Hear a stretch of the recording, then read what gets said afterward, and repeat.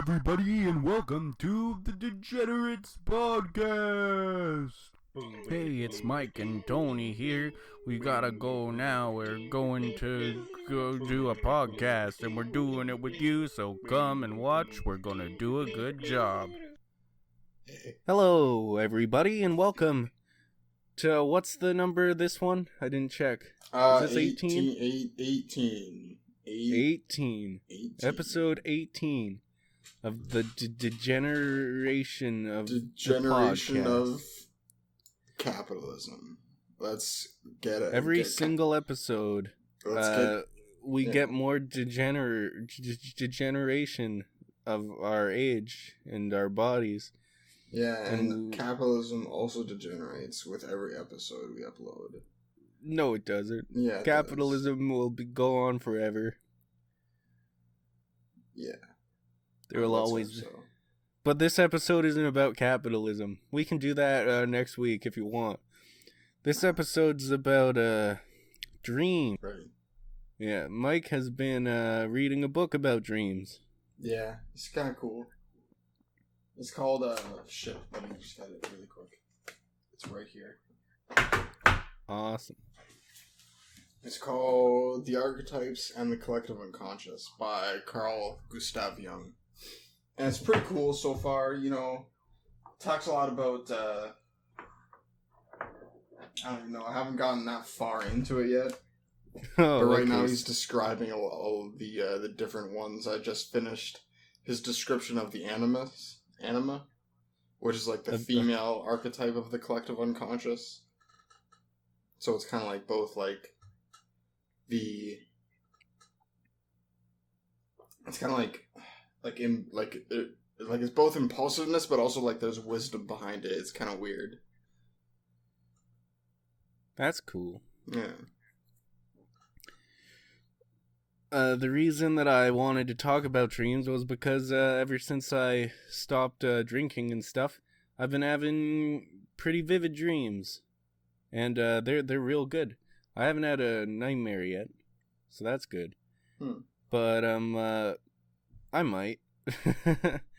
And so right before I asked Mike if he wanted to talk about this, I was reading about dreams on Wikipedia, the #1 trusted source for all research needs. And it's so it talks about I only read a little bit of it, and it talked about like what Sigmund Freud thought about dreams, and also what Carl Jung thought about dreams. Mm-hmm. And it seems like I kind of agree with them, because it seems like obviously they disagreed on stuff, and I think I agree more with Carl Jung, because the big difference with what they think is Sigmund Freud believed that dreams were always to release sexual tension no matter what. Yeah. And I desires. I think that if you do have sexual tension built up, then your dreams are generally going to be more sexual. But if you don't, I don't think, regardless of the context, it's always about sex. But I do think a lot of your dreams can be about sex, though. Yeah, they can, especially since like the age he was making this theory, and you know, everyone was like kind of like sexually repressed, pretty much. Yeah. So I guess that makes a lot of sense for his time. Yeah. But I think that. But basically, the conclusion that they do both come to with dreams is that they can kind of show us things about like they can show us things about our lives that we might not be aware of, that we might not notice, and they can help us notice stuff, basically. Yeah, they're kind of like pattern recognizers almost. Oh yeah, also something else I was reading was that they can be used to, the dreams, like from an evolutionary standpoint, would have been for like helping you get ready for like predator attacks and stuff, and that's what the dreams would be like, practice for stuff like that. Yeah, certain amounts of things like that. Yeah. That's more like the lesser, like, basic dreams. Mm-hmm. Like that most common, like that most people would have.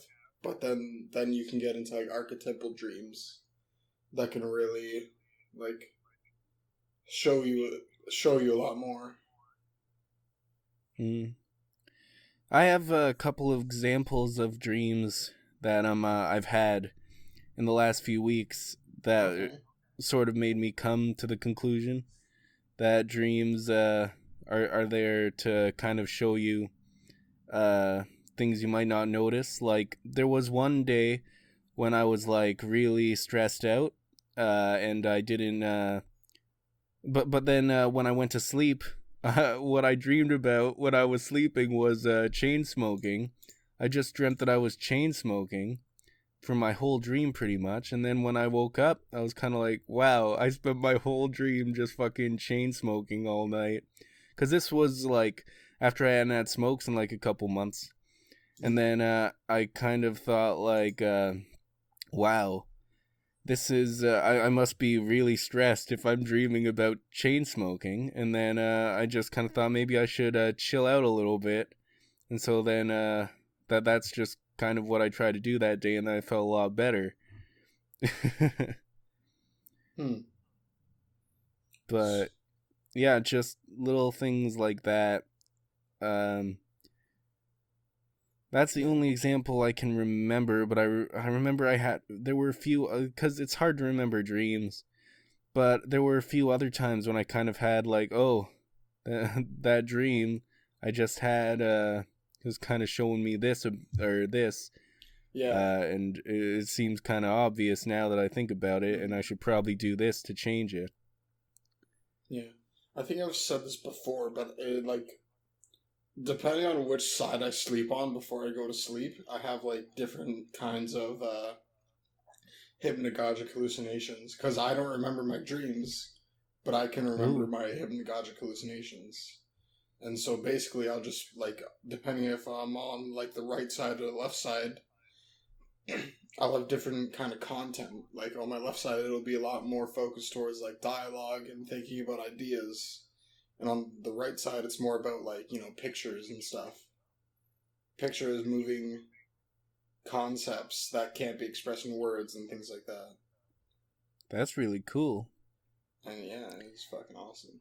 You think that's got something to do with, like, the left brain, right brain thing? I don't fucking know.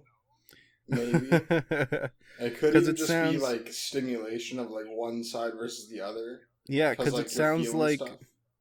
It sounds like on one side, your hypnagogic hallucinations are more, like, logical, and on the other side, they're more creative. That's what it sounds like. Yeah. But we don't know. And I don't know. That's just an observation. Yeah, I've never heard of that. It's fucking cool. I like it. So sometimes it's nightmares. Nightmares? Like when you're awake? That doesn't sound good. No, it's not. It's not very fun. So, like, I'll feel like bugs crawling all over my skin. Ooh. And then I'll, like, jolt myself awake, and then, you know, there'll be no bugs. Or, like, I'll feel like a mouse crawling under my pillow. Like, that's what I feel. Like, I could feel that it's a mouse. Wow. What's the worst nightmare you ever had? Worst night. Oh, I remember this one. When I was, like, 6, I had, like, this... Not 6, but probably, like, 8. I had this nightmare where I was, like, in this, like, reflecting pool, kinda. It's, like, super dark, and there's just me there. I think, like, buck naked. And then I just, like, transform into, like, a dark shadow monster, man, beast, creature.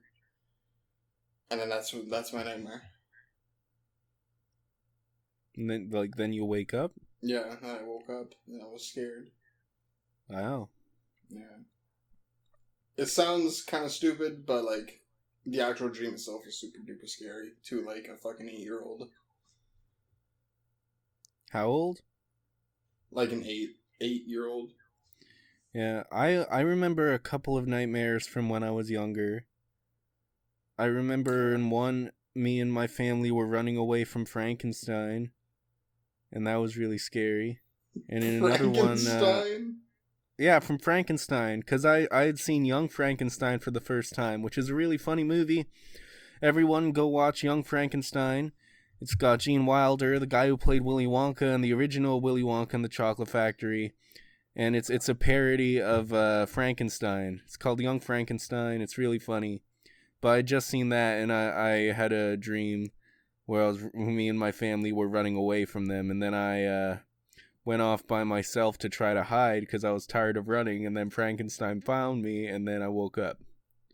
And then another one was I was fighting zombies, and I was surrounded by like 6 zombies at the end. Sounds like your dreams have like a kind of like a pop culture content to them. Yeah, I guess so. Like cigarettes and chain smoking are pretty. No, but when I was younger, I think so, because there was another dream that I remember, which wasn't a bad dream. This dream was actually really cool, where Transformers took over the school, and me and some of my friends had to fight them and stuff, and that was fun. We were Transformers? We were just like little kids, but we were fighting giant Transformers. But it was fine. It was a dream. It doesn't matter. It doesn't have to make sense. Dream doesn't have to focus on logical content. Yeah.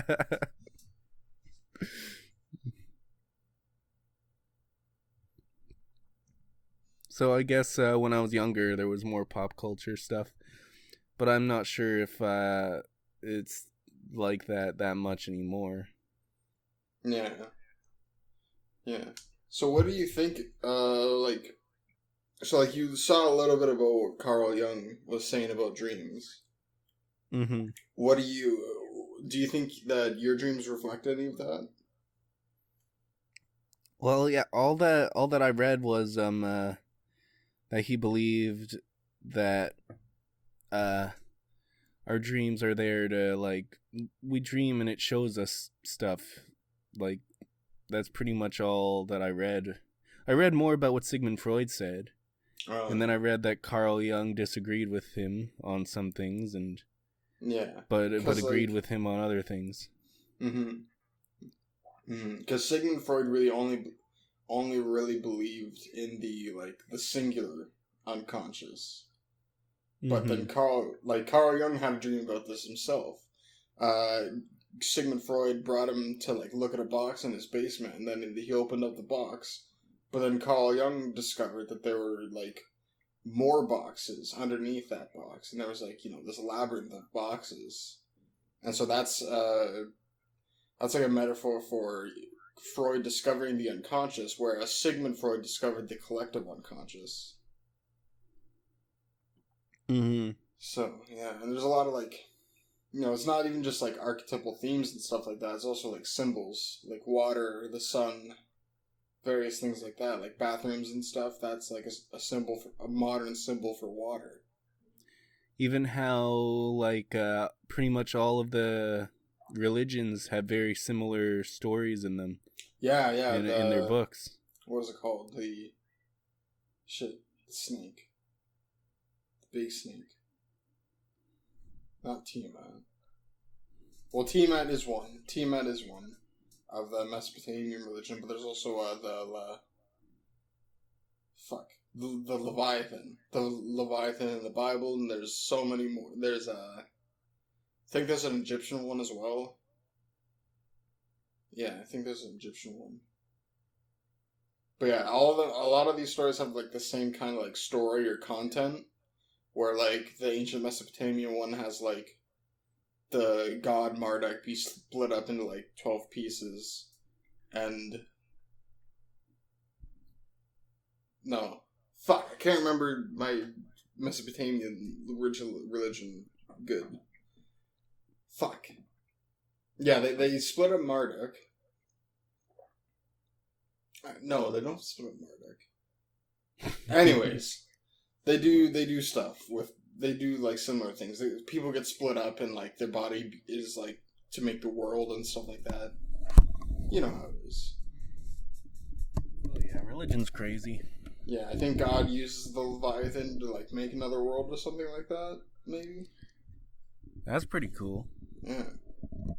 That sounds like a little bit like Mormonism, except everyone gets their own planet. God rebuilding the world is like everyone getting their own little planet. Yeah, that's in the Mormon religion. They believe that when you die, you get your own planet. Like, what do you mean? Like they get their own planet to look over, like as God, or like just an entire planet to yourself. I think it's more of like an entire planet to yourself, and God still watches you. Although God lives on a planet called Kolob. Why would they name the planet?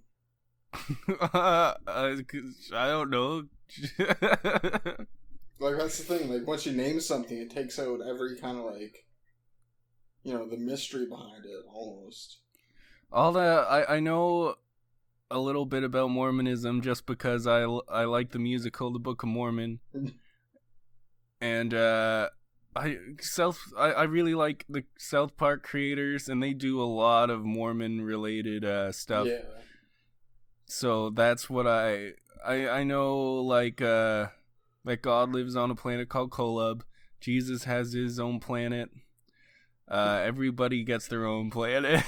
Jesus came to America, and the Garden of Eden was in Jackson County, Missouri. What? Why? Why are they located? Life started in America, but Jesus came, like, obviously he was he didn't come from America. But they say that when Jesus died, he went to America for those 3 days before he rose, and he taught Americans about Jesus. Well, about God, but except that the Native Americans betrayed God, and God turned their skin red, and that's why their skin's red. It's a punishment. They looked normal before. They look normal before. That's what the Book of Mormon said. Oh my god, Mormon sounds like the most conservative religion ever. Oh yeah, they can't drink coffee. Bullshit. That's a sin. Fuck? Yeah. There's even a really funny scene in the Book of Mormon where the one Mormon has a completely he's really upset, and he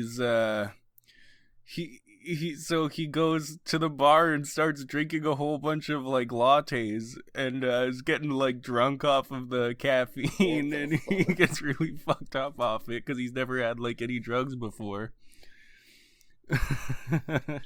Jesus. So Mormons believe in Jesus then? Yeah, they believe in Jesus. But they believe he has his own planet.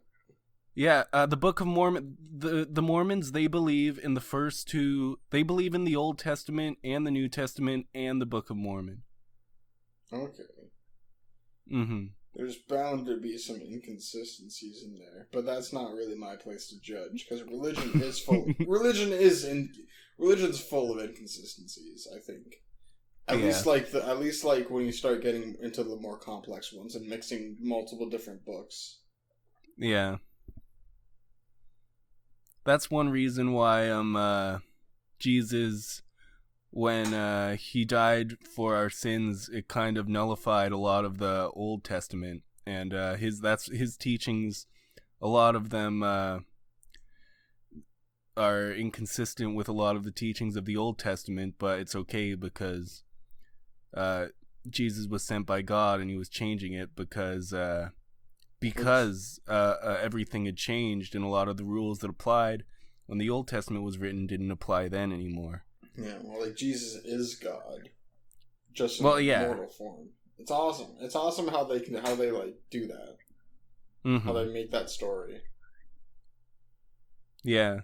because like the Bible itself shouldn't be taken like at face value. Because if you especially believe the Bible, especially not the Old Testament. Yeah, no. If you're a Christian, then the Old Testament pretty much doesn't mean very much because Jesus changed all that. But like, there are a collection of stories that are metaphors for how you should be living life. It's basically like philosophy for the masses. Yeah.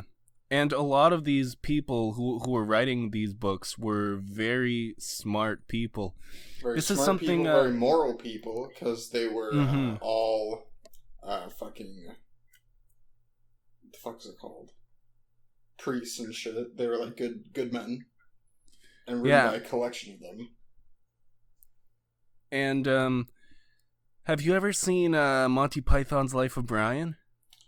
I think I've watched almost all of it, I think. I've watched close to it.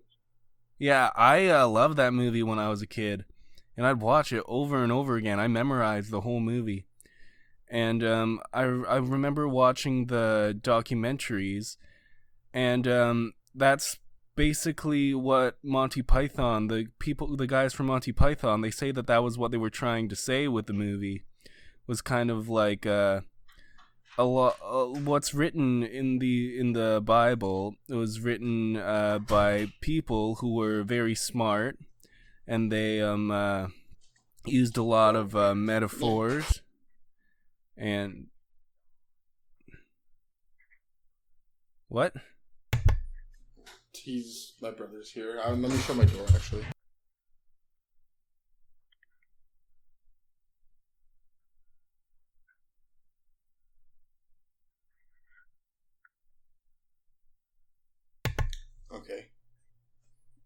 Okay.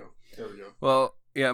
Well, what Monty Python were trying to say with Life of Brian, their message was that the Bible was written by a lot of very smart people who spoke with a lot of like metaphors and used a whole lot of different ways to tell the story of Jesus, and also a lot of them were writing about it like 30 years after Jesus had died.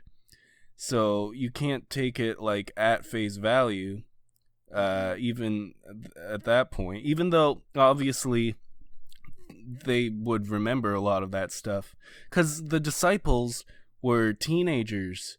That's something a lot of people forget, is when Jesus, when they were with Jesus before he died, they were teenagers. I think they ranged from like 12 to 18 years old. And I think that a lot of stuff that happens during those years, those are like a lot of your formative years, and you can remember a lot of stuff that happens. So I think that a lot of the stuff is probably pretty accurate still, but it's probably still not exactly how it happened. But still, they were taught by Jesus a lot of the morals that they have, and they were taught by a good teacher, and they're very smart, and they're not going to say everything exactly as it's worded, because they speak in a lot of metaphors and stuff.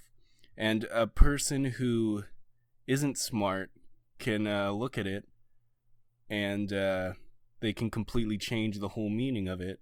And that's basically what Life of Brian was about. And with Brian, like, all the people, because at the time, everyone was looking for a Messiah. And so they make Brian the Messiah. And this is at, like, the same time as Jesus. And they're just using, like, stupid things, like he gives them a gourd, and then suddenly they say, like, the gourd is a sign, but he also lost his shoe. And then the people who follow him divide into two different factions. One faction praises his shoe. The other faction praises the gourd that he gave them. And they get into fights over that sort of thing. Oh man. And it's a really good satire, religious satire. Yeah, sounds like it, dude. Sounds like it. Fuck. Amazing.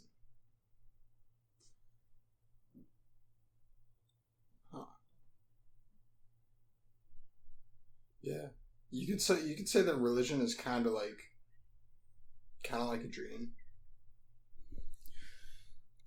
Yeah. Filled with like archetypal ideas and all that. I think a lot of the stuff from religion might have come from dreams, and that might be why people would have said like, "Oh, I got a message from God" or something, is because it came to them in a dream. Maybe. And that's an easy way to explain it. Could be, yeah. There's also, there's a lot of cool stuff. A lot of really cool stuff. Mm-hmm. Like, the snake. You know? The what? Snakes represent, like, in our dreams, like, chaos and stuff, and that's in, you know, every form, pretty much every religion. There's always a snake. Always. Or like something like a snake. Like a snake that tempts the people? Not just that. It could be, you know, like a snake that tempts. Could be a snake that's like, you know, the world eater, like the Leviathan. The snake that encircles the world. That's in a lot of religions, actually. I forgot. Like in the bone books. Huh? In the bone books, the dragon circles in the midst of. Do you know Bone, like the graphic novels? Wait, the graphic, yeah. Yeah, there's the dragon that circles around with its tail and its mouth. The world. And it circles around the world. Yeah, that's a pretty big symbol. It's even in Bone. Yeah. Like the graphic novel with like the white ghost looking people. Yeah. Huh. I've read like only a few and I liked all of them. But I never got to that part. Oh, it doesn't really get too much into the lore of why everything's happening until like the 6th one. And even then it's not really until like the 7th and 8th one are like really lore heavy. But I read all of them like over and over again when I was a kid.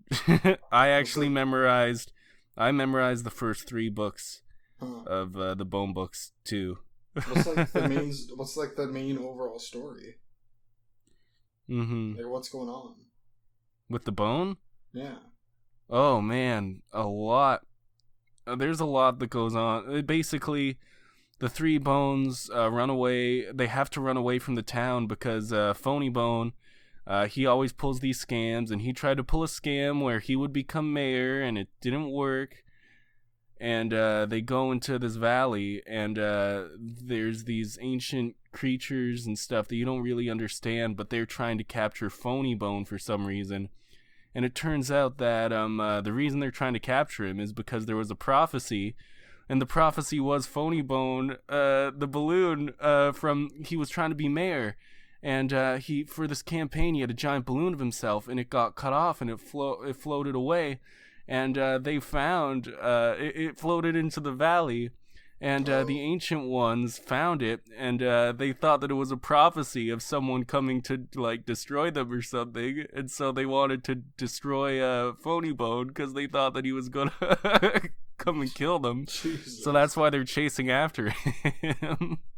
But yeah, there's a lot more than that, but that's like basic. That's like the basic premise, but then it goes a lot deeper. And other than that, I'd spoil it. Even that the balloon coming is a really big spoiler, and that part's really funny. Even though it's at a really intense moment when the big reveal comes and you see the big balloon and then they explain how it got there and that's the reason why they're chasing him. It is not revealed till the end of the 6th book, but I was laughing so hard. Oh my god. It does sound like one of the things that kind of author would do, though. Yeah.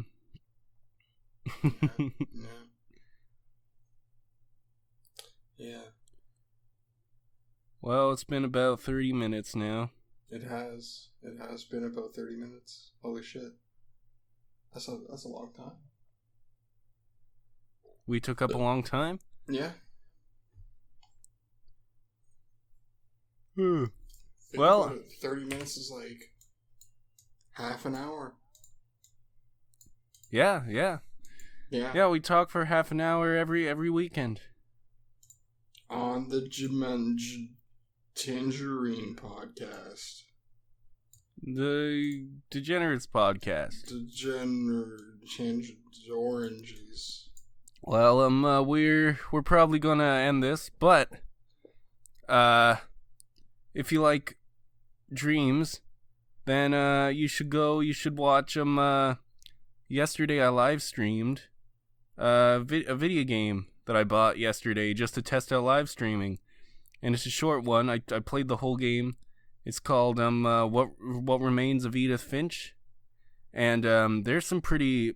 It's about this girl who's walking through her old house, and then she reads notes and gets teleported into different family members' like thoughts and stuff, and there's a lot of really cool stuff in this game. A lot of stuff that's really dreamlike. But my favorite part is there's like her older brother works at like a fish factory, and you've got to take fish and cut their heads off, and then throw the fish into the bucket with their heads cut off.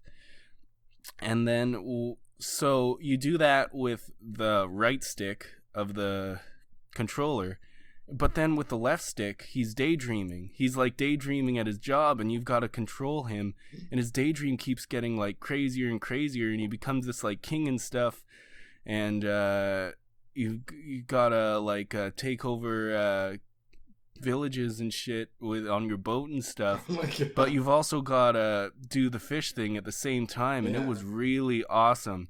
It's one of the coolest things I've played in a video game. And the story is just really good for the whole thing. So if you like dream-like stuff, go watch that. It's split up into 4 parts because the internet connection cut out 3 times. But other than that, it's pretty good.